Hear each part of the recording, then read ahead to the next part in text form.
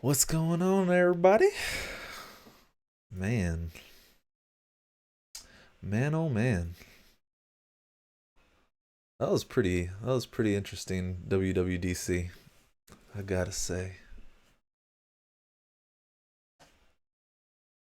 Okay, one sec, getting all set up. I haven't done a live stream in like forever, so I don't even know what's going on right now. But yeah, so very interesting, very interesting, um, WWDC.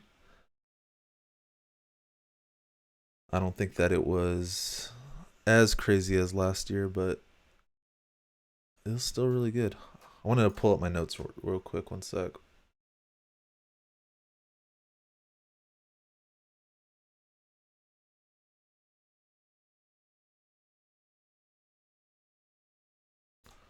I just wanted to kind of like touch on some of the stuff that happened, and I wanted to just give my feedback real quick. Kind of see what you guys thought about it as well.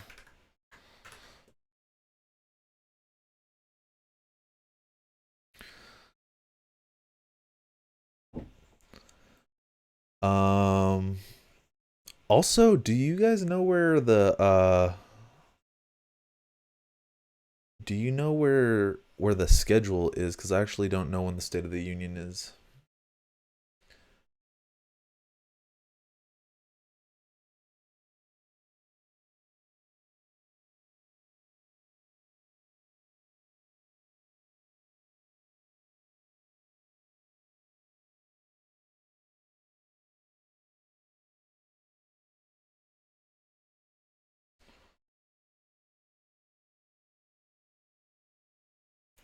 One sec, guys. I'm about to go into my notes right now. I'm just trying to get everything set up.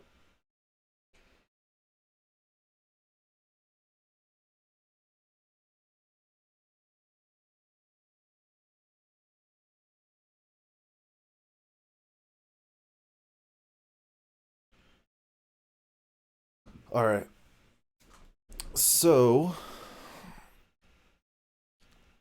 overall, what did y'all think? What did y'all think about the way that they did everything? Um, I don't need this anymore. Personally, I thought it was pretty decent. It was a decent first attempt to do everything completely virtual. I liked the way that they were like kind of panning around the different areas of the Apple campus and everything like that. It was pretty interesting to me, and yeah, I thought it was a pretty good first try. Definitely looking to have that improved in the future, you know. But yeah, overall, pretty good first try. And I kind of felt like the structure of the video or like the way that they presented some of the stuff was really well structured in the beginning when they were covering the iOS stuff. But like when it got to the point to where, let me see, because like iOS was really well structured, like you could follow along like which points they were talking about, and then iPad was well structured, but then they kind of like started squishing through things in my opinion. So like when you got to the AirPods, they kind of just like threw that in. Apple Watch stuff, they kind of just threw it in, and they kind of just said Apple Watch. They weren't talking about like Watch OS. Like they were talking about some of the stuff, but they didn't address it as such. And then they like went in this weird direction with privacy, like made it like at the same level as like iOS, which I felt was a little bit different. And it really just kind of got jumbled for me personally when they got to privacy, because then it's like they're talking about privacy and how it integrates with like all this other stuff, and then they transition to like home, which is a like it just kind of seemed like out of left field. I didn't know how to like break this stuff up in my notes, so like home just kind of came out of nowhere. um but yeah, and then we had the Apple TV stuff, and then Mac OS Big Sur. Like I hate that name, but I mean whatever. Um, it is what it is what it is. Um, but yeah, and then like the Apple Silicon. Not really sure if that's like a normal way of calling something a ARM chip. That's what I assumed that it was, but they didn't really. I don't think anybody actually said that it's an ARM chip. But yeah, it was kind of described really in a vague way, in my personal opinion. And yeah, they just kind of like started throwing some like random stuff in there, like the Rosetta 2 backwards compatibility stuff. I'll go from the top and then I'll work my way down. But overall, like I thought it was like really well structured at the very beginning, and then it kind of started falling apart halfway through, like in regards to like the structure, I would say. But overall, pretty decent. I give it about, I don't know, 3.5 out of 5 on presentation. I would expect a little bit higher end stuff from Apple, but I mean everybody's new to this, right? Anyways, I do love oh, let me get to some of y'all comments. Um Somebody said don't want to sacrifice the old Mac OS design. I kind of like the new design. It does look like everything was made with Swift UI or Catalyst, or like it definitely looks like some common elements for iOS and iPad. So I do like that consistency across. Mark, what's up, Mark Moikins? Mark said State of the Union is in 2 hours, which is good. It'll give me a little bit of a break. I could go eat some lunch and stuff like that. Very nice campus, definitely. Um, Somebody quit watch. Nicholas quit watching halfway through. Dude, they said a 12Z Bionic. Yeah, I don't know what that stuff is. Like, I'm not really good at hardware, so like maybe I just missed it, but it just felt like they were giving vague um like descriptions of, oh, it's just gonna improve performance. Like, I don't know. I don't know. Felt weird. Uh what do we do now? I guess we just wait until the next talk. Will MacBook stop getting hotter like now? I would guess that it would, if it's, I mean, if you think about it, if it's supposed to perform the same way like your iPhone and your iPad do, I would assume that it's able to stay cooler, maybe. They did talk about performance and the power and all that other stuff on that graph. So I would assume that maybe your MacBook will stop sounding like a jet whenever, you open up Xcode or something like that, or Chrome. Um, this is an ARM chip, yeah. What do you think about over the what do you think about over the WWDC 2020 features? Um, I knew that it wasn't going to be like last year, right? Where last year we had our minds exploded with Swift UI and things like that. But I did expect a little bit more, but overall, I mean, it's your typical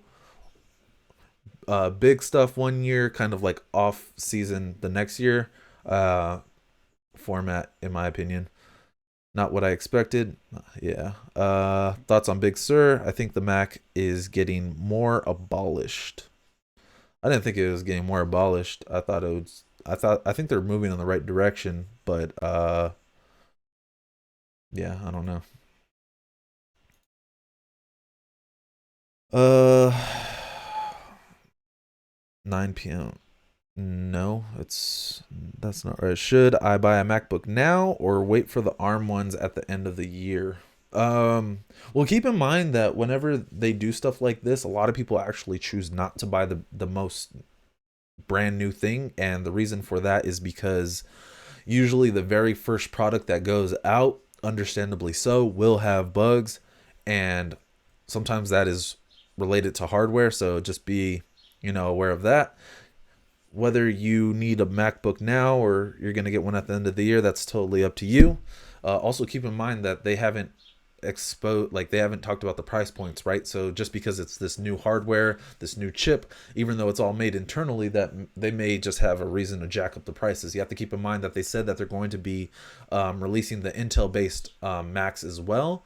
So that would probably mean that the Intel based Macs are going to be going for the current price points, whereas their new silicon whatever is going to go for a higher price point, but that's all speculation. Um, but yeah, it's always up to you.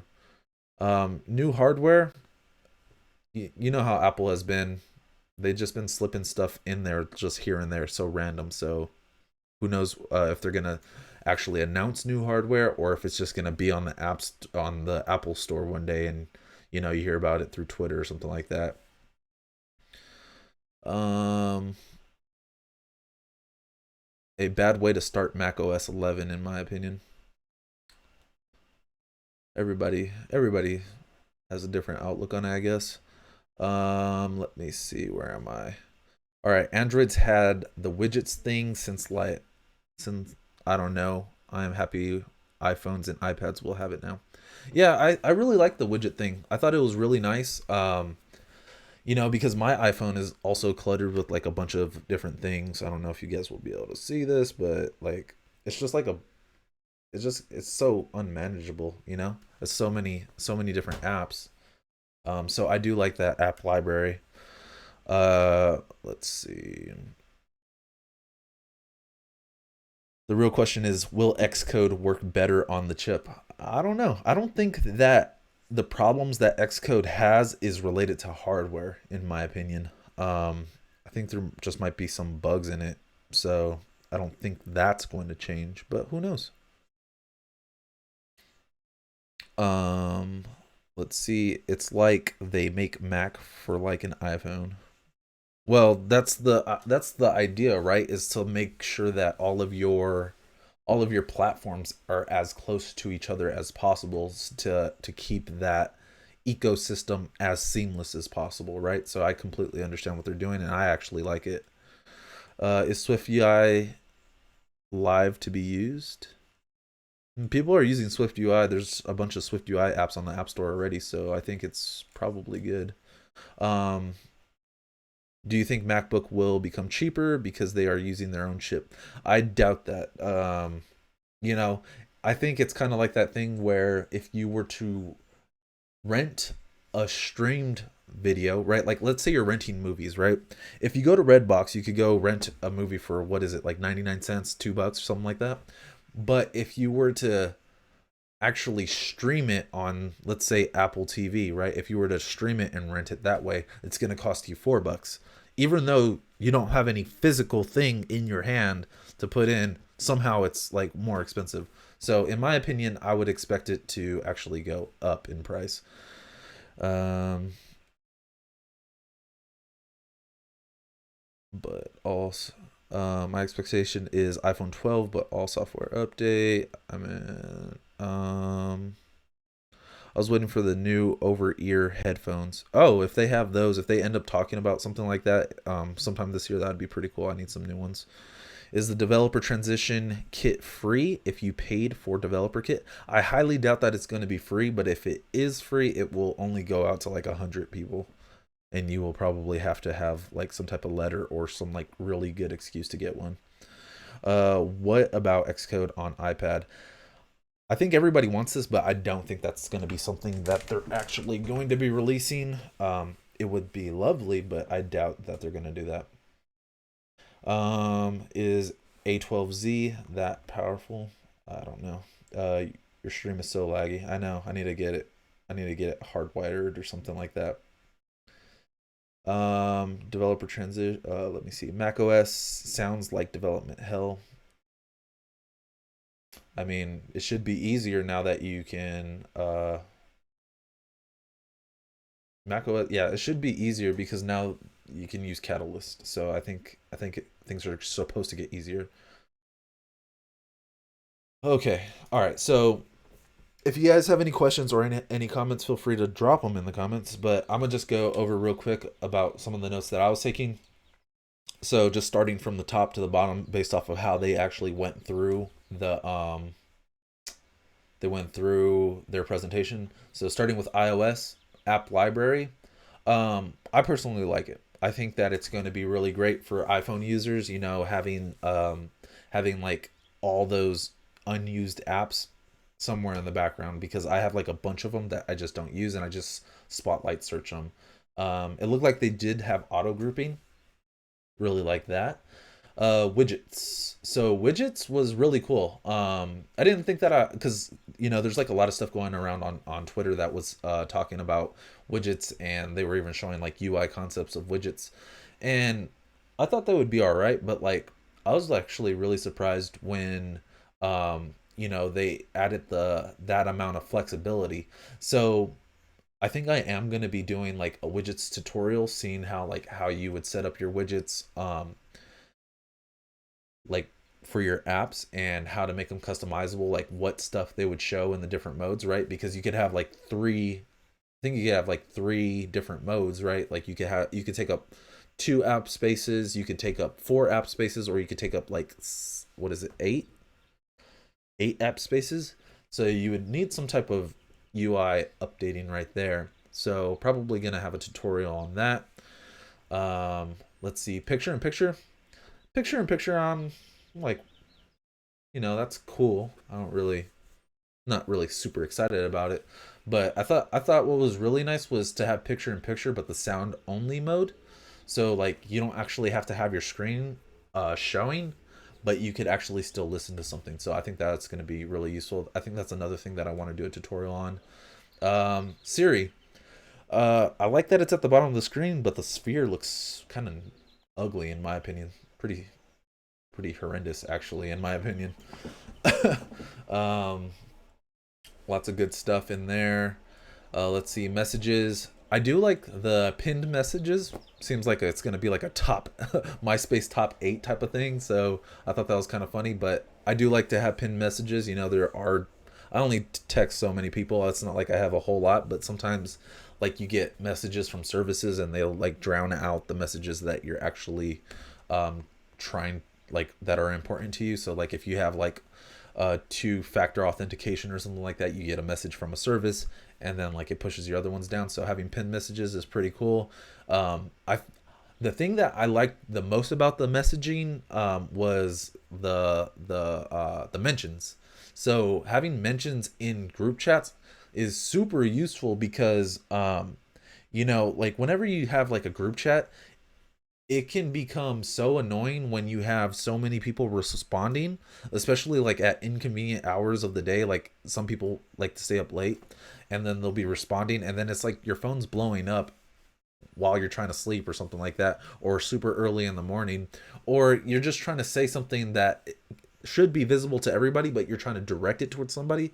So I really love the fact that they added mentions. That's probably like my favorite thing about messages. Maps, like to see that maps are getting improved. I personally use maps a lot of the time to find different places near me. So it seemed like they were speaking to users that use maps like me. I use maps the same way that people use Yelp, but I use it just to like I don't know, like 2 weeks ago I was searching for a restaurant. I opened maps to find Mexican food and it found a great place. So just to see that they're adding a lot of like more feature friendly things for maps, I was pretty excited about.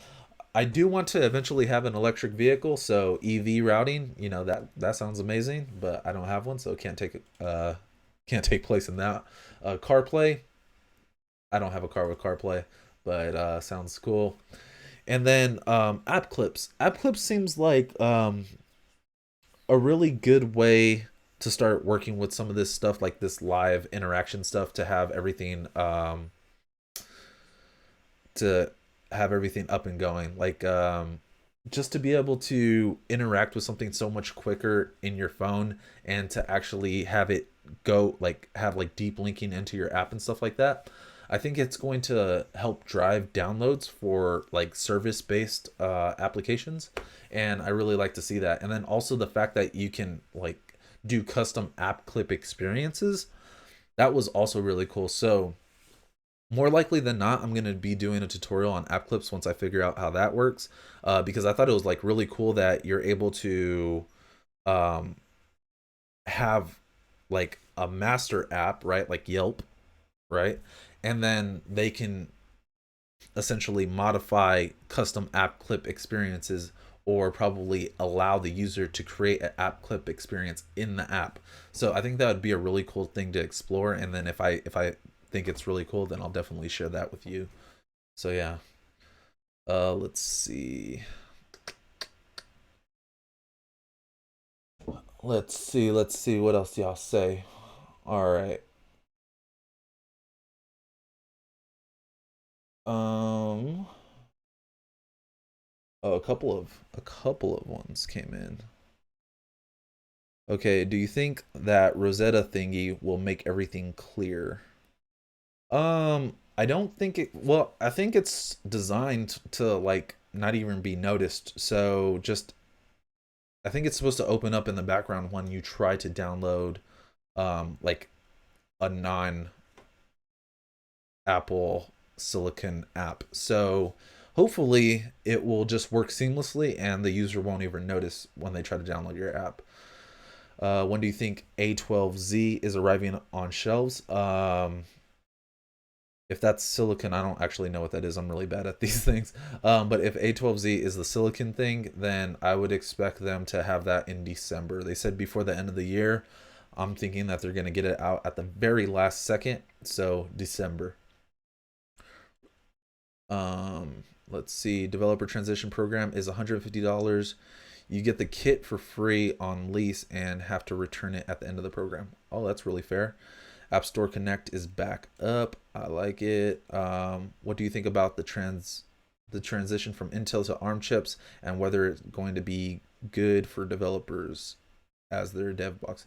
I like it. I mean, it sounds like it's more powerful. A lot of people have been talking about it. I'm not a huge hardware buff, so I don't really know all that goes into it. All I know is that ARM chips are supposed to be faster and better, and now they're made in house with Apple. So just essentially, their hardware is going to be super perfectly optimized to work with their software. There's a site called Beta Profile. You could work at. You could work for Apple. What's up? Where can I watch the upcoming streams of WWDC? I watched mine at developer.apple.com. So if you want to watch it there, I'm not sure if the WWDC app on Mac is working for that. You might be able to watch it there. For sure, you'll be able to watch it on Apple TV, but I think you need to download the developer app to watch it. They may even have a YouTube live stream. Not sure though. Really, really wanted to see something about AR. It's interesting that you were curious in AR. I actually don't really care for that part ever in the WWDC. I feel like it takes up time, but we might see something during the State of the Union. Widgets look nice. Yeah, I agree. Mac icons look kind of old and crusty. Don't at me though. I thought they looked pretty nice, especially the Xcode one. That one with the black hammer, sick. Scribble, yep. Some hater in there, and then new Finder icon looks horrible on Mac. Yeah, I didn't really care for the Finder one. Throw the whole new Mac icons away. Well, hopefully they'll still give you the ability to customize them. That would be nice if they still provide that functionality. What do you think about the transition? I think I already answered that. From a developer perspective, I'm honestly worried about development tools not running as intended. The show is more about the general consumer. What do you think? I think that they took a lot of this stuff in mind, and Apple, I feel like, is one of those companies that is most interested in having their user experience be seamless. So I would expect that Rosetta and the Universal 2 and whatever other things that they had are going to help make things as seamless as possible. Uh, I wrote an article about your journey. Huge fan. About your journey? About my journey? You wrote an article about my journey? Be interested to see that. Um, let me see. Did you see the shade in the Big Sur release mint? Let's see. What do you think about WWDC for Mac by Guy Rambo? It is awesome.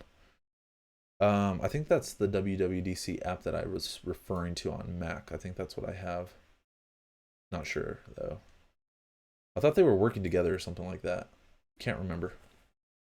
I know that Guy is like badass developer, does spelunking, so huge supporter of him. BLM for sure. What can I get? Where can I get the iOS beta? Usually betas go up on developer.apple.com. Let me see if I can find that for y'all. And they're towards the bottom of that first screen. So introducing Xcode 12. And then let's see. Betas. Software downloads. I'm not sure if it's going to be out now or if it's going to be out after the State of the Union. Okay, well, it's not letting me access this, but I'll throw the link in there just in case you guys aren't able to find it. But usually everything that you need from WWDC that's accessible is going to be here. Okay, let's see. Swift UI. Oh, my MacBook. Okay, what is the State of the Union? State of the Union is the follow up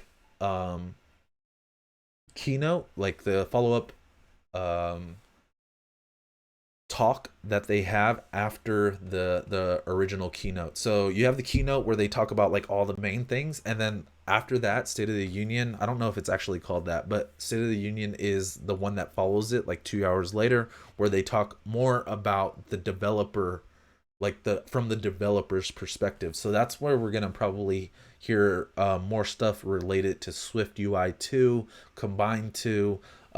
That's where I would expect to see some of that stuff.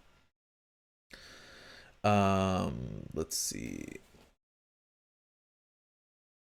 I like how they're giving more freedom to third-party apps. Yeah, I like how they're opening stuff up. So they were talking about like Safari extensions. I think that they existed before, but it sounds like they're definitely trying to open it up a lot more.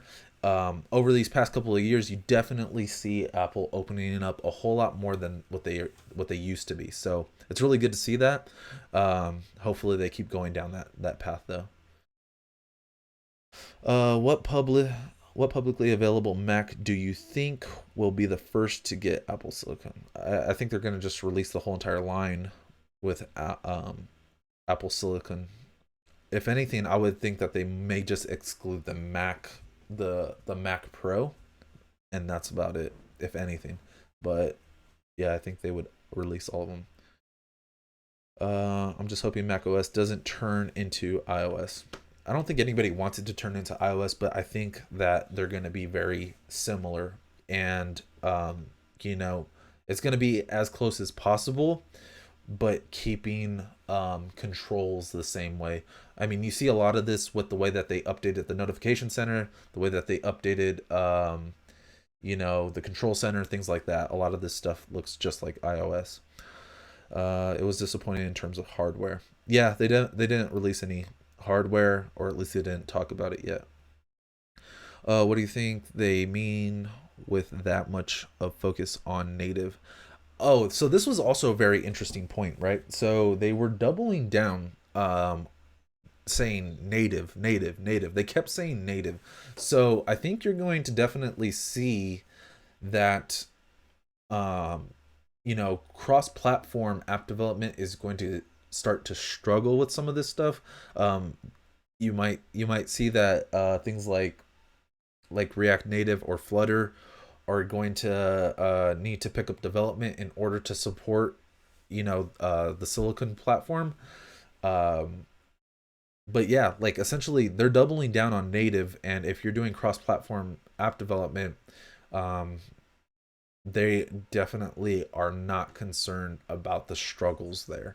It's up to you if you choose to do that, and it pretty much sounded to me that if you want to continue with cross-platform app development, then that's something that you do on your own. Um, let's see. Rosetta 2 is just seems like Windows on Windows abstraction layer. Not really sure with that, but yeah, I think Rosetta is just pretty much meant to help seamlessly integrate your apps. Uh, oh, we got Jared here. What's up, Jared? Probably a special MacBook Pro and iMac to get it first. Yeah, I would think. Yeah, I would think MacBook Pro. I would actually think that they would release it on all of them. You know, they have the MacBook Pro, so it should be just as easy to get it into the Mac, and then also iMac too. But like I think the Mac Pro itself is going to be the hardest one to get into, and I think that they're going to try to release it on as many different Macs as possible because they want to minimize that window, right? They said that it should take about 2 years to integrate or for the transition to happen, and they want to try to get that transition started as soon as possible. I think it also, it helps show their adoption rate. It's like another metric that they're going to be measured by. So yeah, widgets were on Mac laptops. Widgets were on Mac laptops in like 2010. Do you remember that? Does it seem to you like they're bringing back something old? I actually don't really remember widgets being that powerful. Like I remember that you're able to show widgets and then it was like four of them. Maybe you could create or get third parties, but I was never that person, and it just kind of seemed like pointless. Like I only use the post-it one here and there, and that's about it. So yeah, video is pretty laggy. Maybe lower the res on your side. Definitely will do that, but I think that's pretty much it. You know what? Actually, I have a couple other things that I was interested in, and then I'm gonna hop off. If you guys have any other questions or comments, feel free to leave them below. But I'm gonna just talk about the last few things that I wanted to say that I was pretty interested in. iPad OS. I really liked what they did with the pencil scribble. Thought it was I thought it was really cool to have further support for the Apple Pencil to be able to write into text fields. I think that's really interesting, and then also the fact that they're using um, you know uh, AI or machine learning or whatever they're using to actually detect your handwriting and to be able to convert that into text and to be able to copy your handwriting into another app or something like that. I thought that was really cool. So data detectors gonna have a tutorial on that. I really want to learn that one. Another thing that they talked about on the Apple Watch side was the complications. So it sounds like we're going to be able to create custom complications. I don't think that or watch faces, I should say, um, to create custom watch faces, which I don't think that we were able to do before. I don't have an Apple Watch anymore. My son broke it. I'm probably going to go out and go get one. But like, I think that's really cool to have watch faces, like custom watch faces, and then they mentioned Swift UI, so you're going to be able to create like watch faces or complications with Swift UI, which is really cool. Let me see, what else did I think was really good. Apple TV was kind of meh, and then Mac OS was like, it was mostly like design stuff and like minor improvements. Let's see, yeah, and that's pretty much it. Like I didn't think it was like a really big WWDC. Um, I did enjoy it, but like, I was happy that I was out in San Jose last year.